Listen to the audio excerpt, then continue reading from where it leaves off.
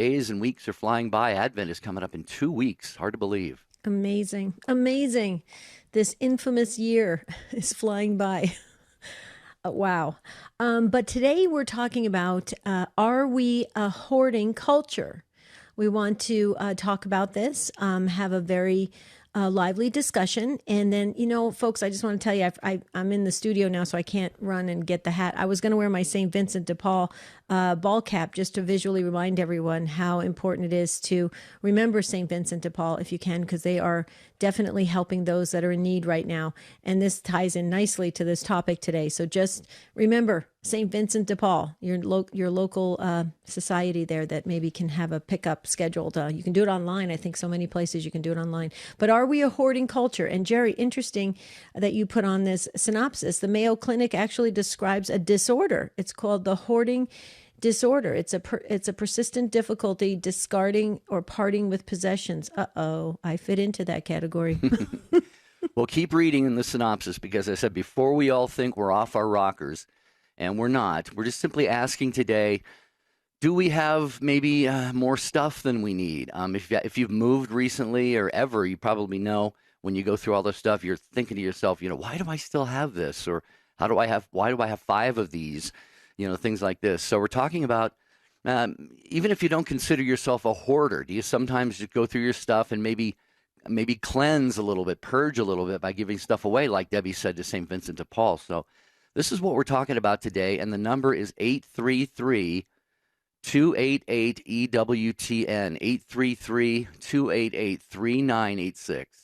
I wouldn't consider myself a hoarder like you see on those reality shows, Buried Alive and stuff like that. I wouldn't consider that because I'm kind of a clean freak. I like everything neat and orderly. However, I will say I don't have 3 of things like you're talking about, but I do have this thing that plays in my head where Marty will say, "Hey, I think it's time to get rid of this, I don't know, vacuum, And I'm like, well, what if my other vacuum breaks? And then, that's 2 of things. But anyway, or I'll say, well, I haven't used this appliance in a long time, but what if I need it for some, I have this thing in my head that goes, 10 years down the road. Do you ever do that?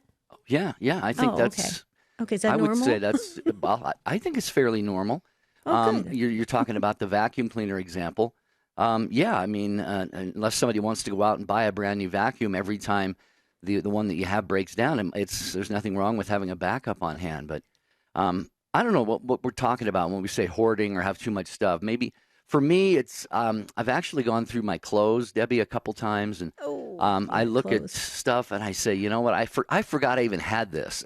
Let alone I haven't used it or worn it for months or years. It's just a matter of I look at it and go, was this mine at some point? Yeah.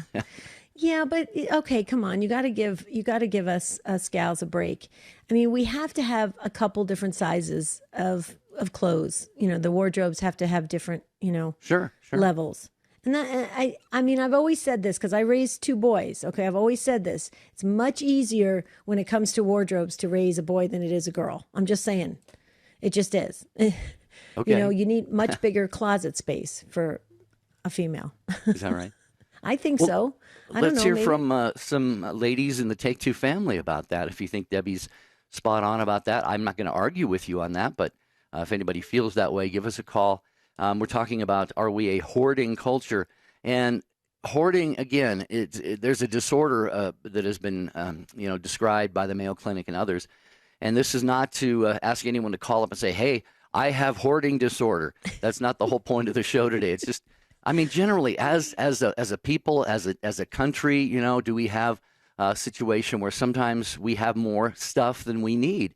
And what do you do about that? Do you give stuff away? Do you give it to friends, your siblings who live across town, maybe to St. Vincent de Paul, like Debbie's talking about? 833-288-3986. This Friday's show is nothing without you, so get on the phone right now. 833-288-3986. I'm chuckling because, hey, it's Friday, and it's Friday the 13th in 2020. Okay, I'm just saying, I'm a little punchy. When you said, what do you do? What do you do when you have, more stuff than you need? Here I go again. I don't know. It's a little bit of sarcasm. I would say get another storage unit. Right. Oh wait, some of our Take Two family members, the female family members are weighing in. Thanks, you guys. They're weighing in already. They said, spot on, Jerry. See, women need a little more space in their closets than men, just a little more. Yeah, I'm not going to disagree with that at all. Okay, good. Well, thank you. I just want to make sure I can save this broadcast for Marty later. Marty So we're keeps talking. saying, Huh? Go ahead. Go ahead. I was going to say, Marty keeps saying to me, Debbie, let's do something fun this weekend. And I'm like, okay, what? And he goes, let's go through your closet. I go, that's not fun. No, he said, I'm not joking. That's serious. Marty thinks it would be fun to go through my closet and purge half the stuff. I don't think that's fun. I'm sorry. Well, I don't think you're going to be doing it then.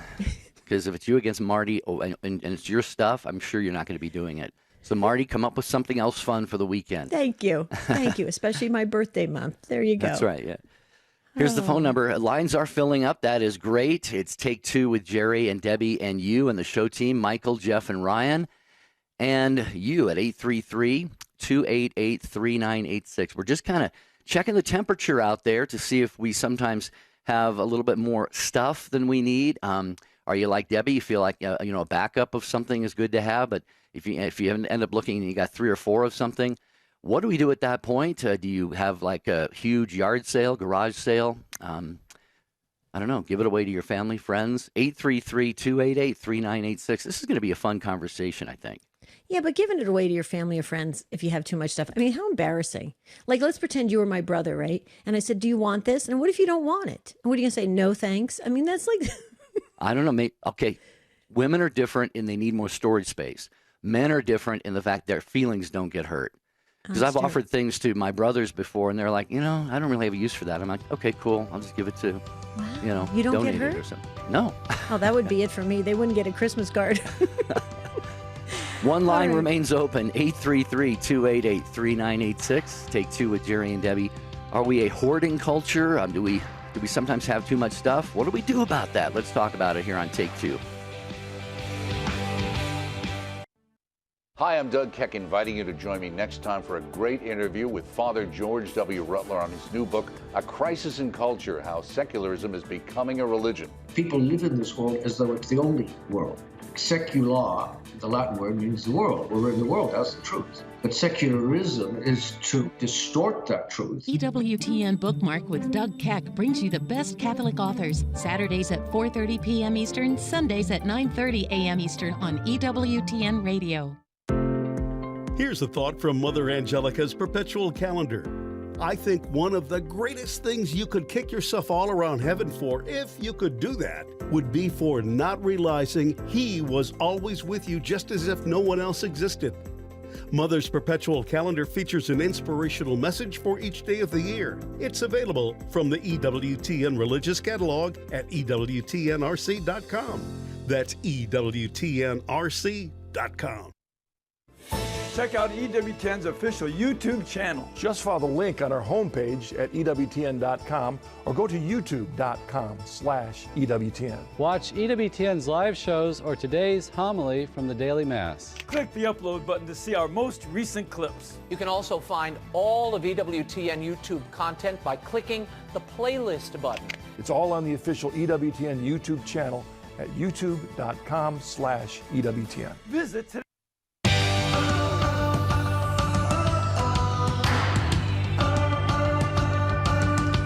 We're asking today on Take Two with Jerry and Debbie, are we a hoarding culture? We want to hear your take on this, so please call in. You do not have to be Catholic, okay? If you call in to Take Two, you're part of the Take Two family.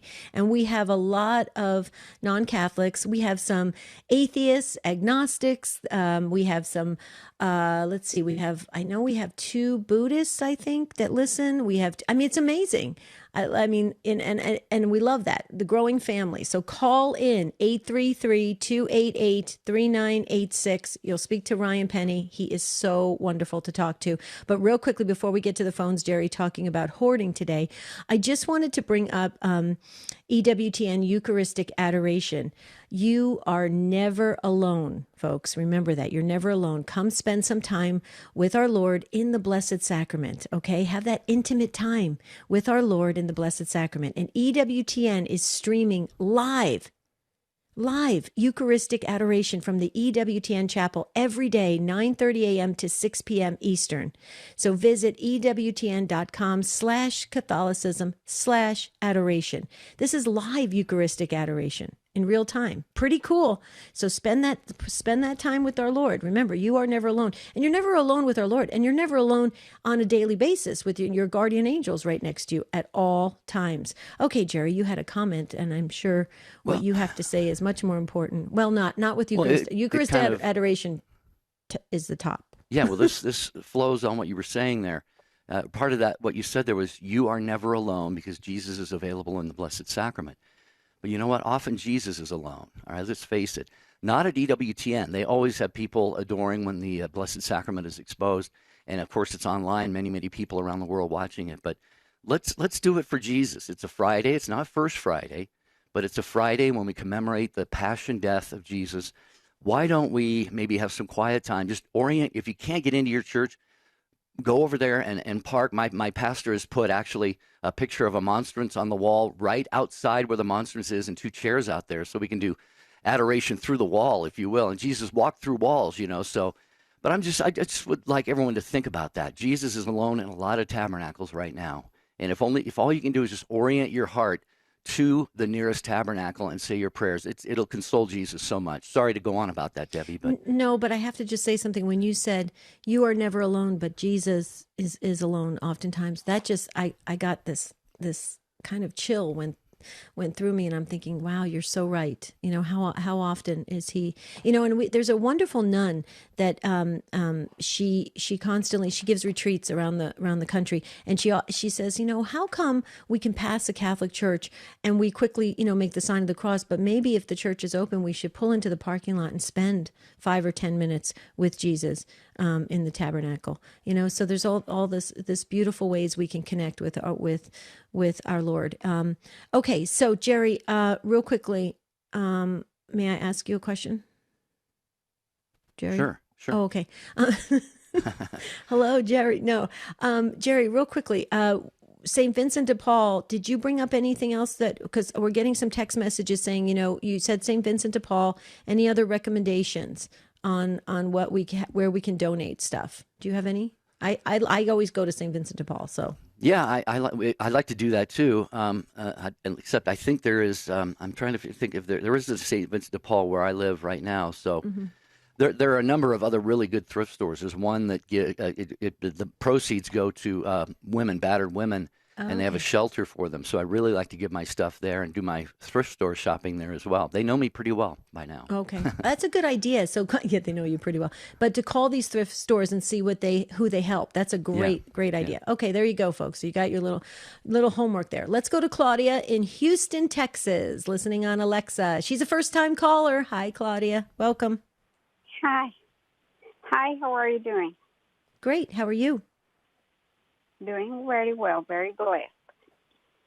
Yes, blessed is right. It's my first time calling. I always listen to your show whenever I'm available, and I'm working from home during the pandemic, and whenever I'm available to take this opportunity to listen to you, I enjoy your show for sure. Oh, thank you. It's my first time calling. So I recently moved. I listened to the subject of the program today, and I needed to call because it fits exactly what I'm going through right now. I just recently moved over a month ago. I downsized from a bigger house to a townhome, and I'm trying to figure out what I need to get rid of, and it's really hard for me. It's really hard. I don't have room for everything. My daughter doesn't live with me anymore. She moved different state, but she still have a lot of stuff from her here. So a lot of memories and a lot of stuff. And I was married before, and I'm divorced now. So you can imagine it's a lot of stuff that I need to get rid of for sure. But it's hard. I listen to you saying that visiting the Blessed Sacrament helps. Well, yesterday, my church here doesn't have the Blessed Sacrament open, but I look for where I can go, and I went and spent a whole hour in front of the Blessed Sacrament Registry, asking God for wisdom and patience through this process, because I really need to figure out how to handle this and how to don't get too attached to things, because I don't want that. Yeah. Well, Claudia, you are getting rid of stuff and sort of decluttering is not something that we probably think about on a daily basis, but it really is highlighted when it comes time to pack and move and unpack and things like that.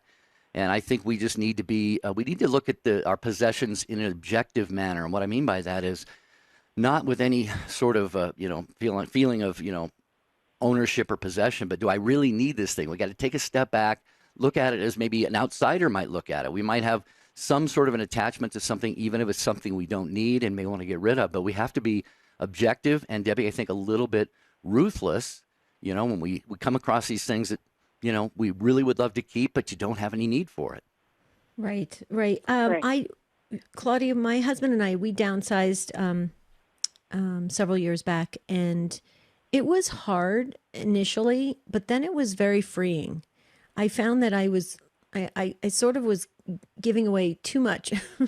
I just was like, let's get rid of everything, and it was very freeing. You can easily flip, I think, from being, this type of mentality where, I better save this for a rainy day. I better save this, in case I need it, that type of thing.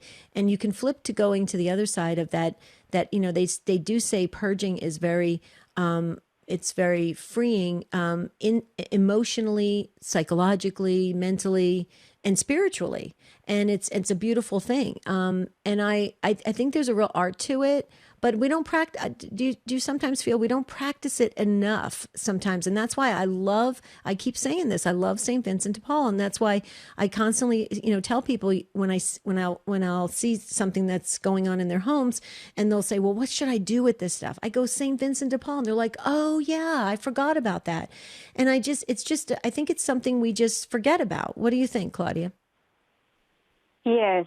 And I've been even watching YouTube videos of trying to get advice of how to get. I'm opening boxes that I didn't open in so long that I have in my garage, and I found stuff that I was looking, and I ended buying again. Mm-hmm. So I duplicate many things, not many things, but several stuff, and it's not going the right direction. I start different alternatives, like doing setting up goals every day. Like I'm gonna go through these boxes, these number of boxes, or these numbers, and I chose stuff to Salvation Army as well. But it's just I still like a process, and being by myself is more complicated. I don't have really a hand to, I asked a friend, but she is not available right now to come and help me, because probably with somebody from the outside telling me, I don't see you need this, Mm-hmm. Right. Mm-hmm. Well, and yeah. The interesting thing, Claudia, is it's interesting how we, when I talked about being freeing in all levels, even spiritually, we get so emotionally attached to these things that we cannot take with us, right? But yet we'll carry these items, an appliance or even our kids' artwork and stuff like that. We get emotionally attached to it, but yet there's people that I went to a thrift store recently, and I saw just loads and loads of spiritual religious items. So people have no problem giving up religious items, which is kind of interesting. But I would also say too, because we're probably going to get text messages on this. If you have some religious items that you would like to give to someone else, or you have broken items or something, call your local parish first and find out if there's any organizations or ministries that are repairing stuff, and then call around and see who is taking donations for this stuff. Please don't just dispose of it, because most of it is probably blessed. And that's not the proper way of doing things. But yeah, Claudia, you bring up some really good points. What do you think, Jerry? Well, I agree with you on the religious items. In fact, whenever I do die, I may not have very much of anything else, but I've got so many rosaries and scapulars and sacramentals that, over 20, 30 years, people give these to you. You buy some more yourself, and you pretty soon I've got probably a whole cardboard box full of this stuff. And you're right, it's got to be treated reverently, and maybe I'll be buried with it. I don't know. That's a good idea, actually. Yeah. Well, Claudia, you were a first-time caller, not anymore, so you can call anytime, okay? Okay, perfect. Thank you so much for the advice. And yeah, certainly, I have a lot of religious items. I belong to the Legion of Mary here, and we do give away a lot of materials, but no anymore because we are not going out like we used to. And it's hard to just keep those boxes and say, I mean, I'm going to keep them for sure because it's something that I can't touch. It's sacred for me. Yeah, it's not negotiable. Absolutely. Yep. Yeah. Beautiful. Thank you so much. Oh, and Thank God you, bless Claudia. you. Yeah. And God bless you in your new dwelling. Make sure you have it blessed. Like have a priest come and bless your place, okay? That's my next step once everything is put away. Yeah. Good. Beautiful. Good. Beautiful. Okay. Thanks, Claudia. Okay, talking about do we hoard? Do we own too much stuff? How do we rectify that in our life? Charlotte is next, and she is in Birmingham, Alabama, listening on Guadalupe Radio Network. Hi, Charlotte. Welcome to Take Two. Hi, y'all. Thank you for having me. Sure enough. I had a few things. I do completely agree with Debbie. Unfortunately, women and girls, they do require more storage and closet space. I have 2 girls and 2 boys, and when you have boys, it is shorts, pants, T-shirts, golf shirts, and maybe a suit for church. For girls, and then in brown and black shoes and tennis shoes. For girls, it is so much harder, and then you've got the bows and the pantyhose and the high heels, low heels, and I am a very, very minimalist when it comes to clothing, but it's just a matter of fact. We have more gear that we have to put on every morning. Thank you, Charlotte. Thank you. Y'all have it way too easy, Jerry, way too easy. You just pick brown or black pants or blue jeans, and then you throw a shirt on with it. And You have no idea, Charlotte, how easy it is. I know. No necklaces, no jewelry, no nothing. Yeah.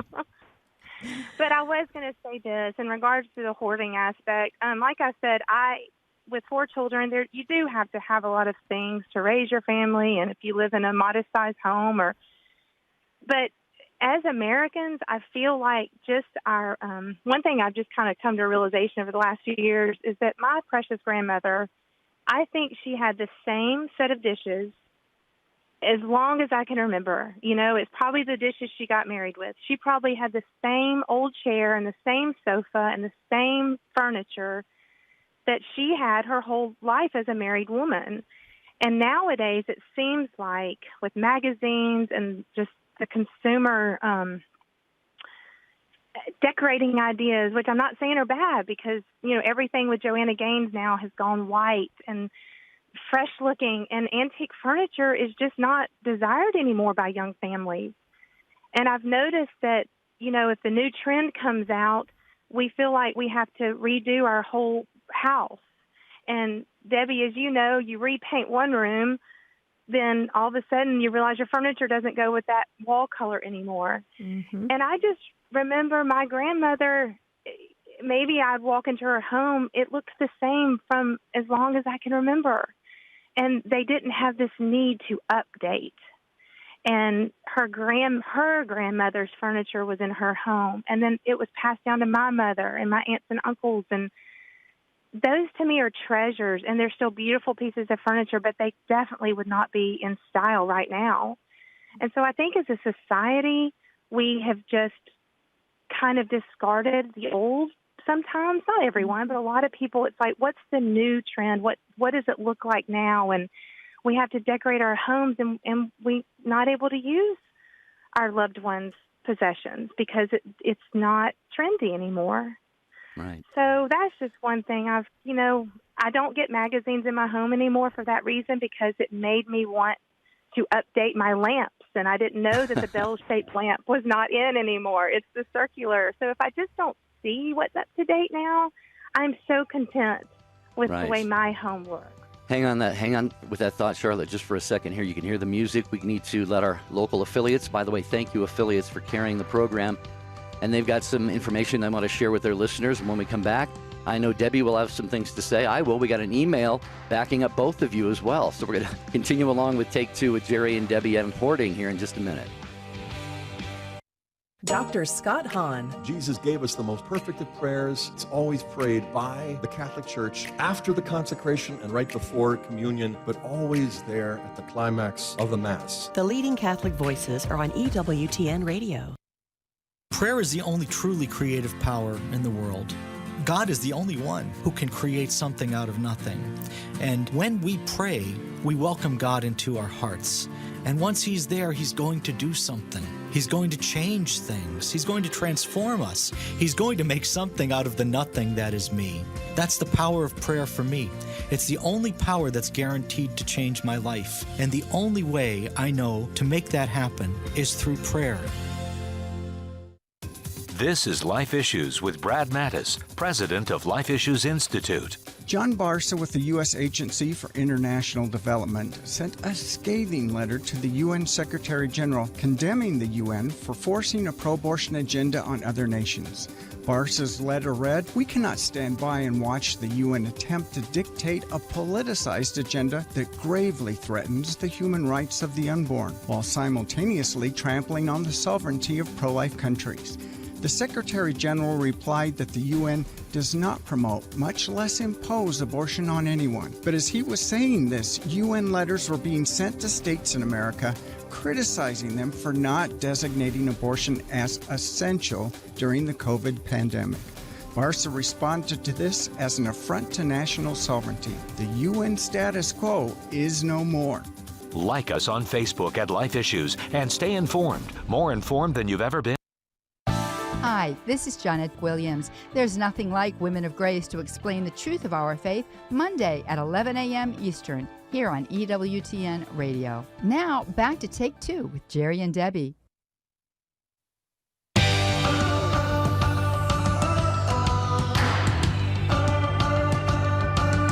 We're talking about hoarding today on Take Two with Jerry and Debbie. According to the Mayo Clinic and other sources, there is a hoarding disorder, and that's not really what we're talking about today, because when I think about a hoarding disorder, Debbie, I think about someone whose house you can barely navigate. You know, they have the pathways through all their stuff. You know, you can get from the living room to the kitchen to the bathroom to the bedroom, and that's about it.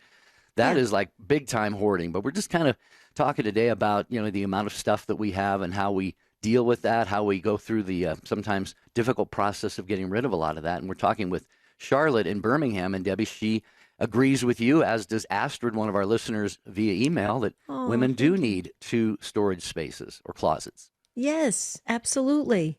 Thank you, Astrid. Thank you. And also Mary Beth and Kathy and Charlotte, thank you for affirming that we do need more than the males in our homes. I totally agree with that. But Charlotte, you said something very interesting about staying up with the latest trends. My husband's in real estate. He's a real estate broker. And do you remember when the gray and white kitchens came out? It was a few years back, and everybody was switching from the dark cabinets, kind of that Tuscan look, over to this more modern, contemporary gray white look. I said, of course, I saw one of those home magazines, and I said to my husband, I said, "Oh, this is so cool. Let's go turn the kitchen into a gray and white kitchen." And he goes, "Honey, just wait about 4 or 5 years and it'll flip back to the Tuscan look." And I have him to constantly remind me that things will come and go and circle back. And, to do that just puts you on this kind of gerbil wheel. Like you're just constantly trying to stay up with everything that's new, bright, and shiny. And I really think it's a trap. I really do. I love what you said about just avoiding looking at those things, so that and then you said, I'm very content. That's how I feel. When I stay away from this kind of stuff and don't look at it, it doesn't get into my mind, and then I'm not dwelling on it, and I'm super happy. You really, when you start to look at what really makes you happy, it's the real simple little things in life that make us happy, not this, keeping up with everybody else. Right, Charlotte? Right, absolutely. And I'll say this too, Debbie. I mean, and Jerry, a lot of my mom's a real estate agent in regards to your husband, and she says the same thing. She says a lot of people will be looking for new homes, and if it doesn't have the new trend, then they're like, no, we don't want that one. And she's like, all you have to do is paint it. It's just a coat of paint. It's just a glaze on the cabinet. So she has to kind of remind people, it's you can update it yourself, but just if it's got good bones in the house, then that's what you need to look for. But I was going to just give y'all a tip to your listeners. With the 4 children who are all grown now, we're actually grandparents now as of this week. But we always had a rule that right before Christmas, they had to really clean out their closets and go through things and toys and clothes and really weed it out. And about twice a year, I always made my kids and even my college students do it and go through things. What do you really need? What do you really use? And if not, let's give it away to people who might need those things. And in Birmingham, I don't know that we have a St. Vincent de Paul. We have Catholic charities that help people locally. And so we usually give to different Catholic charities, or we try to find families in our own church community that maybe just don't have enough or may need furniture, may need clothes, and we try to pass down clothes because usually families with a lot of children are so willing to take on hand-me-downs. And so that's where we give all our clothes, is families in our own church community that have younger ones than we do. But I've always made my children do that. And even now they laugh at me because, like I said, they're growing up and in college and just had a new baby. But they're starting to do it in their own homes and in their college dorms because they don't want all that extra stuff because they have to move it back and forth every year. So that's just a little idea I can give to families. Don't let your children have too much because they end up playing with the same thing every single time. So, especially before all the new stuff comes in at Christmas. That's true. But you know what, Charlotte? That's really good what you just said about Catholic charities. That would be good. If you don't have a local St. Vincent de Paul chapter near you, call your diocese and find out what organizations they have through the diocese that you can give to. And then also, like you said, in your parish community, I'm sure there's, clothing drives and stuff that are happening, or that if you know of other families that you can kind of help out. I think that's just beautiful. And that's the way, Mother Teresa used to always say that. We've got to start right in our own communities, stay right in our own neighborhoods, our own parish community, and, help transform that and be of help to others who are in need. And I think that's where you're really going to see some mini miracles happen with great spiritual growth. Charlotte, great call. You are so awesome. Thank you so much for gracing this conversation. Yeah, and congratulations, Grandma, on your first grandchild. May there be many, many more happy, healthy little ones come along your way and your family. Thank you, Charlotte. We got a lot of people we want to try to get to here on the program. Take Two with Jerry and Debbie. Kathy is next in Cheyenne, Wyoming, listening on the Catholic Radio Network. Hi, Kathy. Welcome. Hi, Kathy. Hi, Jerry and Debbie. I haven't called in a couple of years, but bravo to everybody for what they're doing to try and simplify their lives sometimes a little bit. I have a couple things. One thing I'd like to ask if I could add, the last year and a half has been pretty difficult for us. We lost my mom and dad about 5 weeks apart, and then we lost my husband's mom and lost one of my brother-in-laws. And so if I could add them to the family prayer list, I'd really appreciate it. Well, let's do that. Let's do that first, Kathy, because I've got the book out. I want to make sure we get everybody's names, and we're so sorry for your losses. That is a lot of people to say goodbye to, and goodbye for now, I should say, because they're alive now more than ever. But goodbye here on this earth. And I'll tell you what, Kathy, you guys have been through a lot, so we will definitely pray. Can we start with your mom and dad, and then your mother-in-law, and then I think you said another family member? Yeah, my mom and dad, and they were married almost 74 years, so I'm just so stinking happy for them. They died about 5 weeks apart. So they were waiting on each other and went together. So I can be nothing but joyful for them. I mean, it's hard. They're gone. And anyway, that's Howard and Florence Littlefield.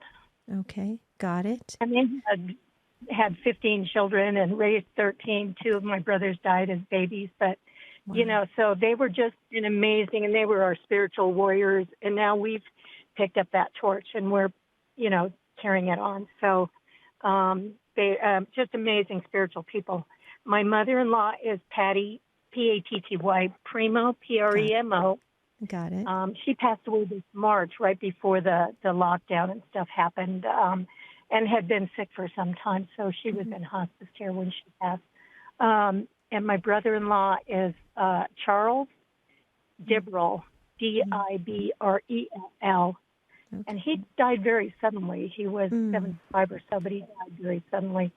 So it's been difficult. And just something I would add to my family list is that we often keep things out of grief rather than out of comfort for some kind of exciting memory or something like that.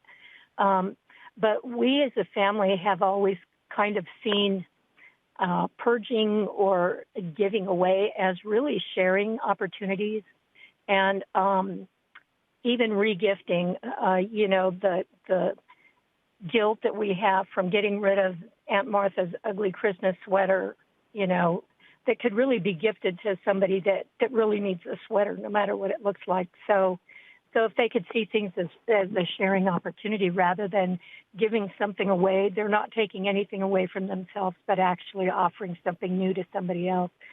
And one thing we're doing, we're paring down our life because we're both over 65, and so for us now, we're sharing, passing on to our children instead of hanging on to stuff that they'll have to go through, you know, when they lose us, because we're the next generation now. So if they could see things from, you know, things that your children gave you, ask them if they're interested in having that, you know, to pass on to their children, and give it to them now. And as far as clothes goes, I grew up with 6 sisters, so we shared a lot of clothes. But one thing I can say is the boys in their shorts and pants, the girls have skirts and skirts and dresses and hats and scarves and earmuffs and hand muffs and blah, blah, blah. So it's just what it is. And as far as hoard goes, one thing about clothes, if you haven't worn it in 6 months, you're probably not going to wear it in the next 6 months. So there's probably somebody out there that absolutely would love to have it. And having extra space is it doesn't need to be an opportunity for it becoming storage. So. Right. What a beautiful soul you are, Kathy. And I share what Debbie said. You know, we're sorry for your losses, but as Debbie always says, they're more alive now than they were then, and we all can pray for and expect, God willing, a happy reunion someday. I'm just reminded of the phrase, one person's junk is another person's treasure. And I love your outlook on that. I'm gonna take that and start doing that. Instead of looking at it as a negative, like I need to get rid of this stuff, turn that around and say there are people who need this stuff, and I'm going to be the agent or the person God uses to bless somebody else with some of my stuff, whatever it happens to be, clothing or anything else. So look at it as a very positive thing, and I think that's a great way to have a mindset like that. I love that. It's an opportunity to be able to give it to somebody else that they definitely will need it. They want it, and this is your chance to step up and do it. I think it's wonderful. Kathy, you are such a precious soul. You come from a great family. I'm sure you know that. Oh, yeah. Yeah, we're very blessed. And you can't, every gift is something, you just can't take it for granted. You have to appreciate it, and you need to tell the people around you how much you appreciate them being part of your life. Even if they're just friends that, you go to help them move, it's like you have to tell them how much you appreciate them coming to help you, So, yeah. One more thing I'd like to add is that you were talking about the precious sacramentals. Most parishes have the ability to put up a little, even if it's a little table in a corner of the vestibule or someplace. We have a box. It's just called Treasures to Share, and it's people put in holy cards, rosaries, all those things, and believe it or not, they go. People, especially the rosaries, people will come to we are blessed to have adoration in our church at least one day a week. Our adoration chapel is not open. Of course, right now it's too small. But if you have the ability, people will come and they don't have a rosary. They forgot to bring a rosary, or they usually have it in their pocket. And you put a rosary in there, it's going to go. So, so there's so many people, they'll go through the little box and they'll take, St. Gemma and everybody else, and, especially if it's a special day for them in their life. So, the parish has got people that are interested in having your sacred treasures. So I like that. I like that a lot. That's really awesome. Thank you, Kathy, for sharing that with us, and thank you for the call. Please call us again. Don't wait another couple years, okay? Well, I've had a busy couple years, so I know. That sounds like it. Yeah, That's yeah. true. All right, we'll give you a pass this time. Yeah, our prayers are with you, Kathy. Thank you for joining us. We're going to get to a few more callers here. If you're on the line, hang on. We'll get to as many as we can. I just want to mention another show on EWTN, and that's the Bear Wozniak Adventure. If you haven't seen Bear's show, you've really got to tune in. He lives in Hawaii, I believe. He's a surfer dude, big muscle-bound surfing guy who had a great conversion. Maybe it was a reversion to the Catholic faith. But his show, the Bear Wozniak Adventure, airs Saturday nights at 6 p.m. Eastern Time. And this week, Bear talks with Keith Nestor. They talk about both of their conversions. Keith was raised a United Methodist pastor's kid and became a pastor himself. And as he became more engaged in his faith, he encountered a number of Catholics who showed him the true beauty of the Catholic faith. So tune in for the Bear Wozniak Adventure Saturday night at 6 p.m. Eastern on many of these same EWTN stations. Bear is totally cool. I'm just saying. Great guy. Did you see what Ryan sent us? How nice. Ryan, that's a great challenge. Did you see that? I think you should. I love that, Ryan. Way to go. Okay, Ryan is issuing this challenge. I think, and we're just going to share it. I think you should challenge your listeners to invite one person to listen to Take Two over the next year. I love that. Ryan, that's awesome. I do too. Yeah. Especially when we start Jumpstart. That'll be fun if we all do that. For sure. That's in January 2021. Okay, Ryan, we're taking on the challenge. Let's go to Lane. Let's see, Lane, let me make sure. Yes, Lane, you are the recipient of our Patience Award. It's virtual. We're sending it to New Hampshire to the Station of the Cross. First time. And you're a first-time caller. You get 2 awards. Oh, great. Did Hello? I say it right? Yes. Did I say it right? Is it Lane or Laney? Lane. Lane. Okay, perfect. Yes. So it's a virtual award. You win. Oh, thank you. Very good. I'll take all the help I can get. This whole issue of collecting too much stuff, and as I said to the screener, my parents grew up in the Depression, so I grew up in a house where everything was saved and nothing was thrown out because you may need it. And growing up, when I was young, we were very poor, and I sort of inherited that tendency. However, I have gotten over that, but the problem I'm finding now is I'm in my 60s, and there are so many baby boomers downsizing that here where I am in New Hampshire, I have called up pretty much every charity I can think of in 30 miles of me, and people don't want stuff. They want money. They want cash. And I always would donate in other states where I live to St. Vincent de Paul, but there's no St. Vincent de Paul anywhere near me. And so then I tried going and selling stuff at auction, and it's good stuff that I'm selling, and you get maybe 1%, 2%, 3% of the value of it at auction, and it's awful. It's just terrible. And the auctioneer and the charities have said to me, we have so many of the baby boomers downsizing. We have too much stuff, and we can't take any more. Amazing. And I have perfectly good, beautiful stuff that I'm going to pay somebody to take away and throw in the trash. And it kills me. It kills kills me because, as I said, I grew up poor without stuff, and I know there must be people out there that would want it, but there's no organization, not even Catholic Charities, because I called them, who want this stuff, and I don't know what to do. Yeah. Go ahead, Deb. I know you got some. Well, I was just going to say, I know I've never done this before, but I've always thought I want to do it someday. There was a neighbor of mine.